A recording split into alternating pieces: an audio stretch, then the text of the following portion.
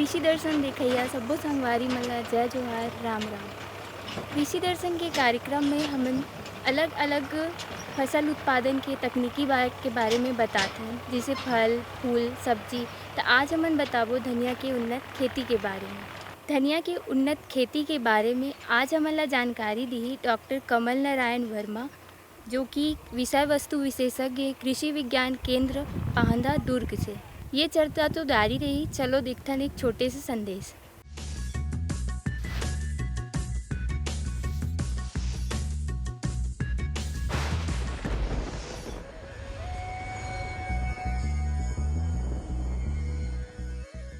बकरी पालन छत्तीसगढ़ में अपार संभावनाएं हैं। छत्तीसगढ़ राज्य जो है कृषि से जुड़ा हुआ है एवं यहाँ पर झाड़ियों की काफ़ी मिलने की संभावना है, जो कि मुख्य भोजन बकरियों का है। और बकरी पालन करके जो मांस उत्पादन होता है उसको बिक्री से काफ़ी लाभ कमाया जा सकता है। तब छत्तीसगढ़ में बकरी पालन से काफ़ी संभावनाएं हैं।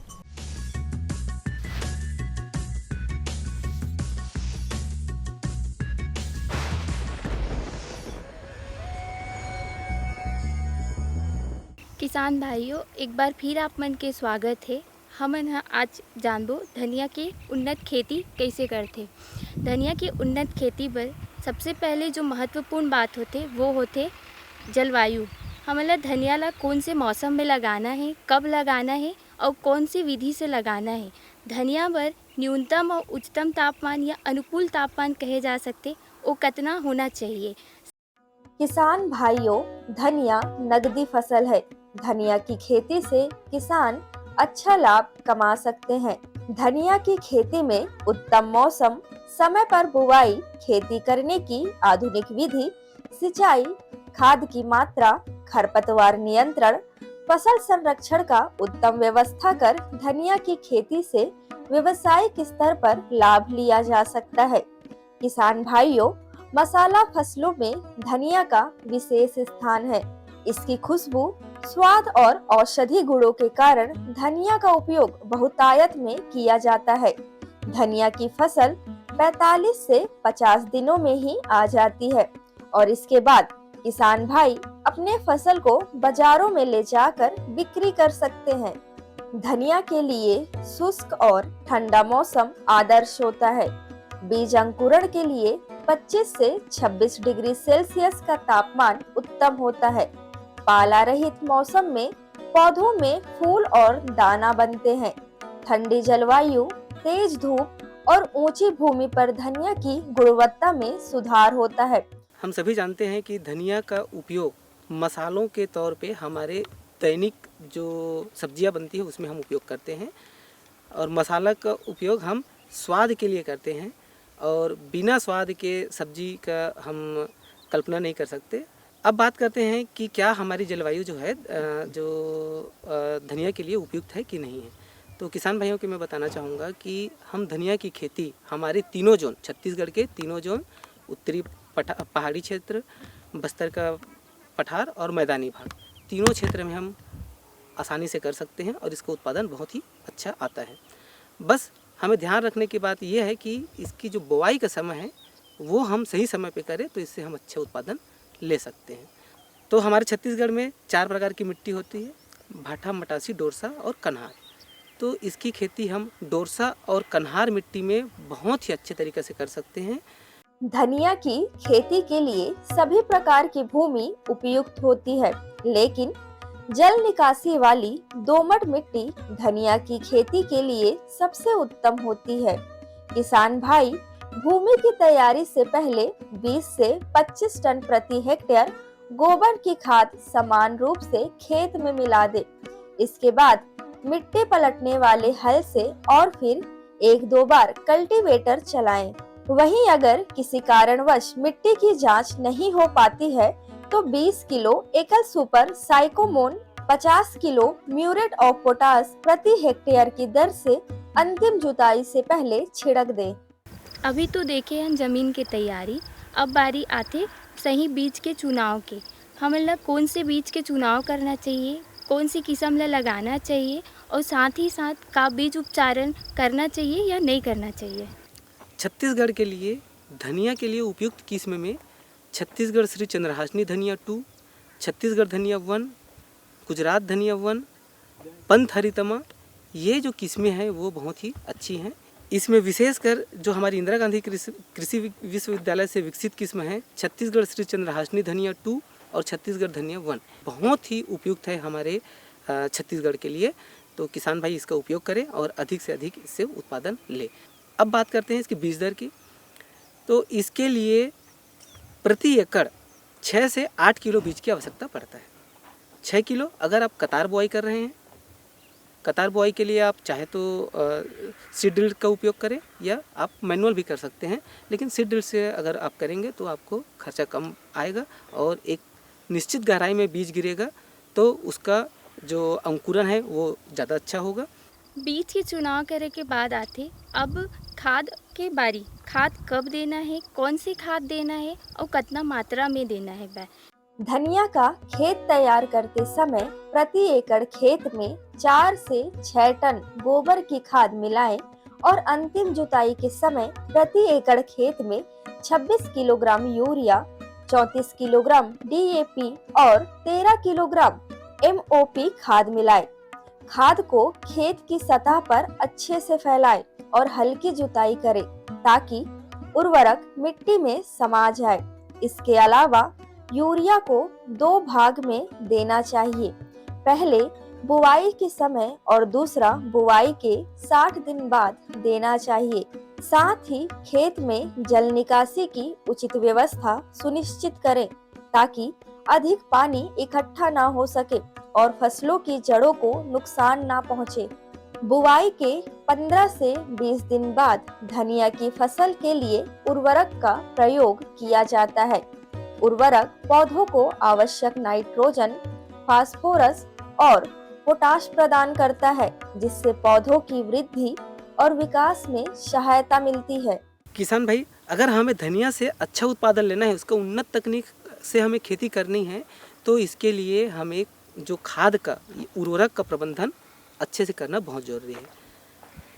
उर्वरक प्रबंधन में सबसे पहली बात आती है गोबर खाद का। तो गोबर खाद के बारे में मैंने पहले ही चर्चा किया कि हमें मिट्टी की तैयारी के समय उसको हमें दे देना है। उसके बाद करते हैं यूरिया, DAP, पोटास और SSP की। तो किसान भाइयों, फास्फोरस के लिए DAP के जगह आप SSP, जिसे हम राखड़ खाद कहते हैं, उस पे जाएं। इस पे क्या है, सल्फर होता है और फास्फोरस होता है। तो सल्फर पौधे के बढ़वार और उसके जो बीज की गुणवत्ता के लिए बहुत ही लाभकारी है। तो इसके लिए 80 किलो प्रति एकड़ 80 किलो प्रति एकड़ राखड़ खाद की ज़रूरत पड़ती है। उसके बाद बात करें DAP 30 किलो प्रति एकड़ DAP की ज़रूरत पड़ेगा और जो म्यूरेट ऑफ पोटास या पोटास खाद जो है वो 30 किलो प्रति एकड़ की दर से हमें आवश्यकता पड़ेगा। अब ये तो एक जनरल रिकमेंडेशन है कि हमें ऐसा डालना चाहिए, लेकिन अगर आप उन्नत खेती कर रहे हैं तो आप जो उर्वरक है वो आप मिट्टी परीक्षण के आधार पे इसका इस्तेमाल करें।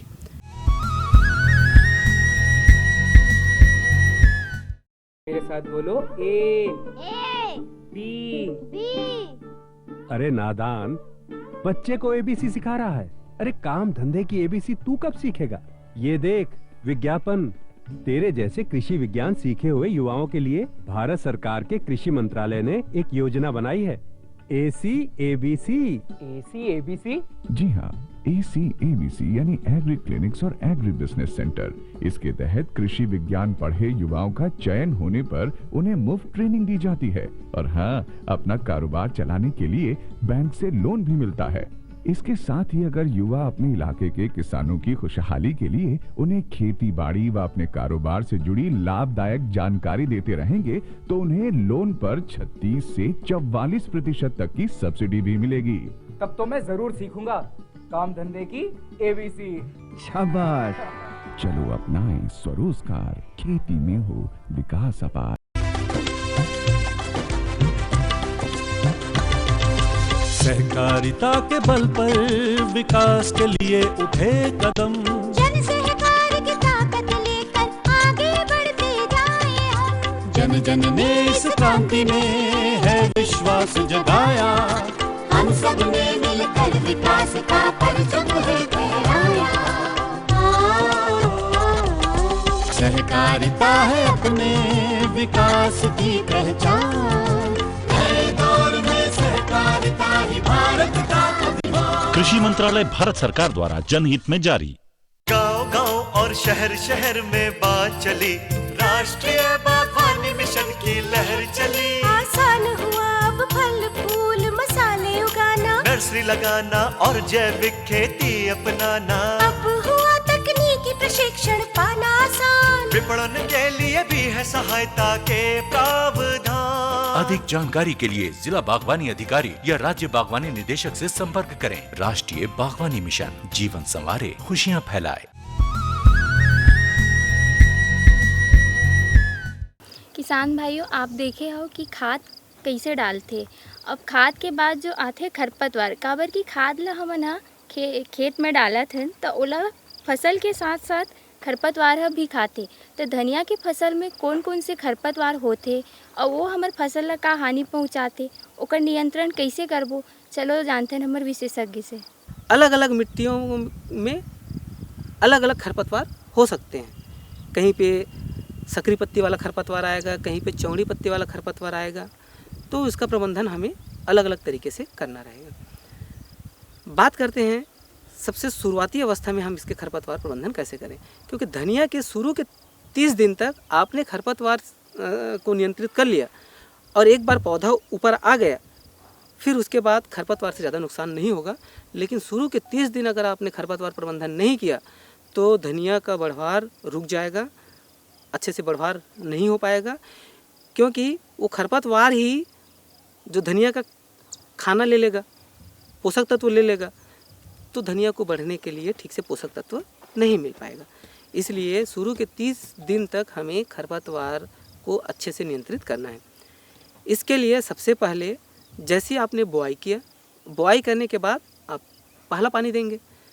पहला पानी देते ही हमें उसमें प्री इमरजेंस मतलब फसल के उगने के पहले ही हमें खरपतवार नाशी डालना है। इसके लिए ऑक्सीफ्लोरोफेन जो खरपतवार नाशी है वो आता है, बाज़ार में उपलब्ध रहता है। अलग अलग उसके जो कंपनी नाम अलग अलग हो सकते हैं, ये उसका केमिकल नाम है। तो कंपनी कोई भी हो सकता है, आप केमिकल नाम याद रखिए, ऑक्सीफ्लोरोफेन। इसका हमें उपयोग करना है जैसे ही हमने धनिया की बुआई किया और पानी दिए उसके 48 घंटा के अंदर। धनिया की फसल में सिंचाई मिट्टी की नमी के अनुसार करनी चाहिए। बीज की बुआई के तुरंत बाद पहली सिंचाई करें। इसके बाद हर 10 से 12 दिनों के अंतराल पर सिंचाई करें। गर्मी के मौसम में अधिक सिंचाई की आवश्यकता होती है, जबकि ठंड के मौसम में सिंचाई की मात्रा कम की जा सकती है। किसान भाइयों, धनिया की खेती में सिंचाई प्रबंधन एक बहुत ही महत्वपूर्ण घटक है। अगर आपने सिंचाई का प्रबंधन सही से किया है तो आप अच्छा उत्पादन ले सकते हैं। सिंचाई प्रबंधन के लिए सबसे पहले बात करते हैं ड्रिप पद्धति से। ड्रिप पद्धति से अगर आप धनिया की खेती करते हैं तो इससे जल की बचत होगा। आज की स्थिति में सभी किसान भाई जानते हैं कि जल का क्या महत्व है। जल जो है, भूजल जो ट्यूबवेल है आजकल धीरे धीरे सूखना स्टार्ट हो गया है। तो इससे बचने के लिए हम जल का उचित उपयोग करें, और उचित उपयोग का सही तरीका है ड्रिप पद्धति।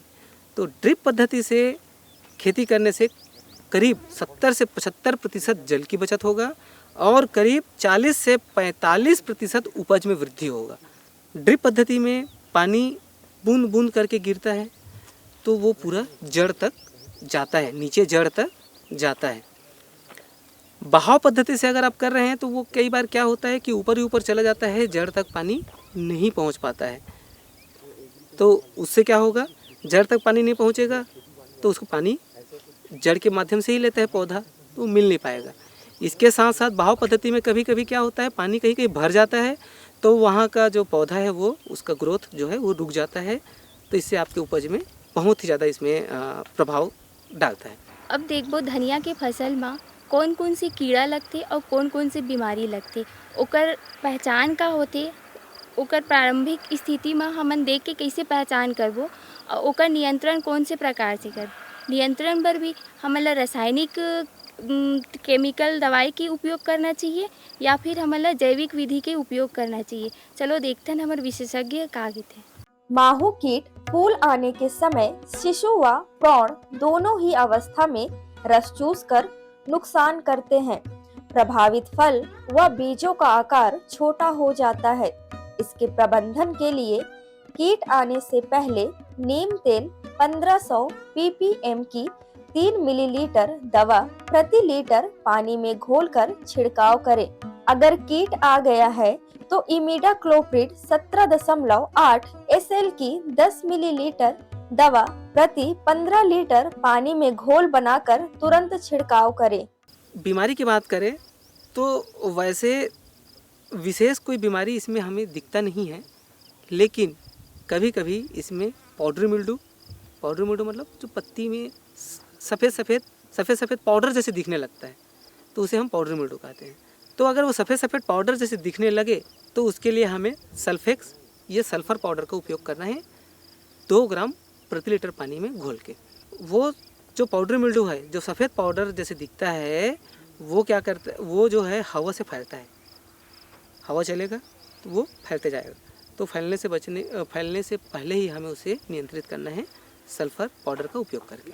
एक आता है गलन, तो गलन तब आएगा ये डैम्पिंग ऑफ, जो देखे होंगे मिट्टी के जो सतह से ही पौधा से गिर जाता है, वो शुरू की अवस्था में आएगा।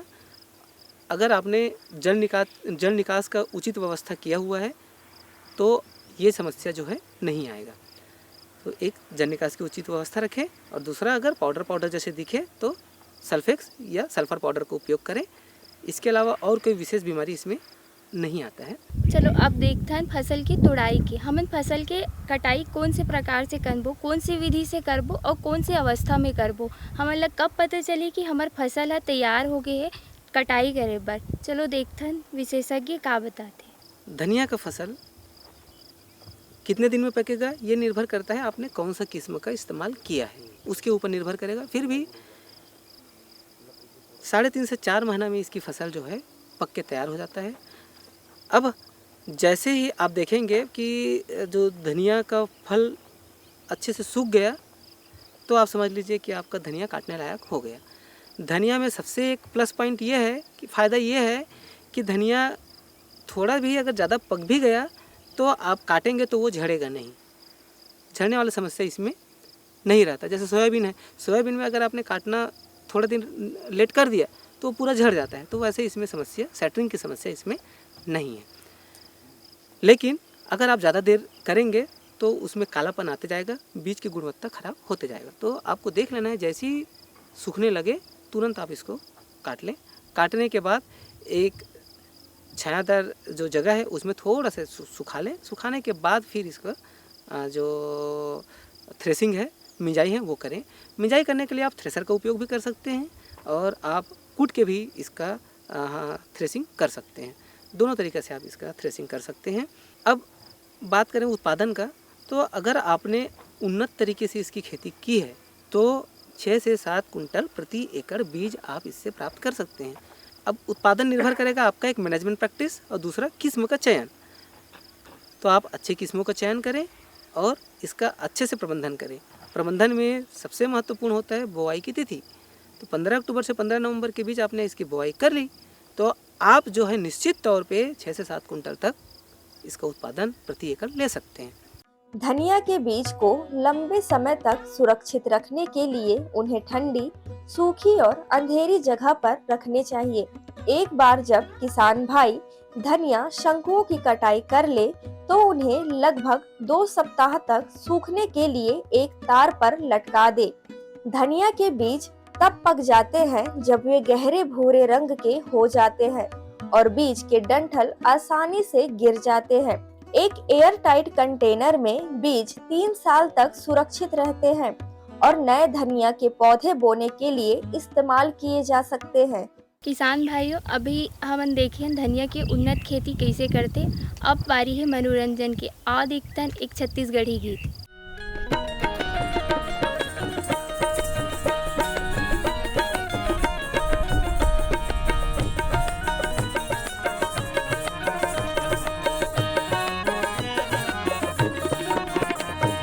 मोर मोहनी तोला जाने,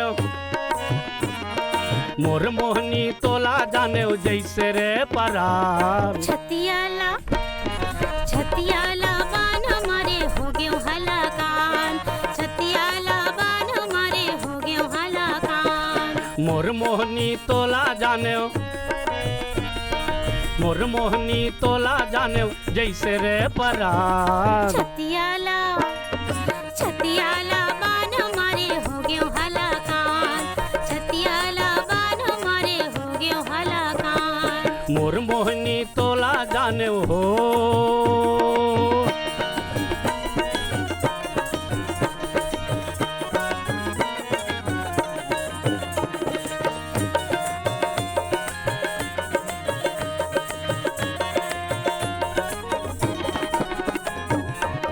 मन ला मिला के गोई मोला धन भुलाबे, मोला धन भुलाबे गोई मोला धन भुलाबे।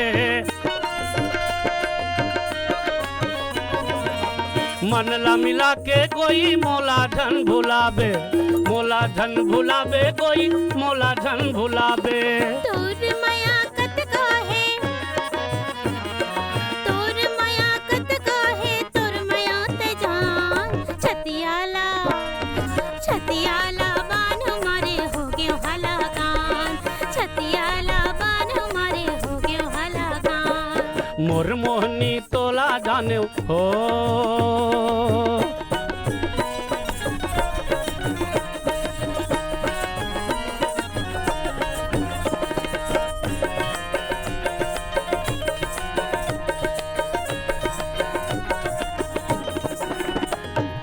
तोर गुर तुर बोली लागे गुलगुल हा आमा, गुलगुल हा आमा कोई गुलगुल हा आमा। तोर गुर तुर बोली लागे गुलगुल हा आमा, गुलगुल हा आमा कोई गुलगुल हा आमा। गोठ लागे सिर तुन तोर, गोठ लागे सिर तुन तोर निमौ के अथान। छतियाला छतियाला बान हमारे हो गए हलाकान, छतियाला बान हमारे हो गए हलाकान। मोर मोहनी तोला जाने, मोर मोहनी तोला जाने जैसे रे परार। छतियाला छतियाला बान हमारे हो गए हलाकान, छतियाला बान हमारे हो गए हलाकान। छतियाला बान मारे हो गए हलाकान, छतियाला बान मारे हो गए हलाकान, छतियाला बान मारे हो गए हलाकान, छतियाला बान मारे हो गए हलाकान, छतियाला बान मारे हो गए हलाकान।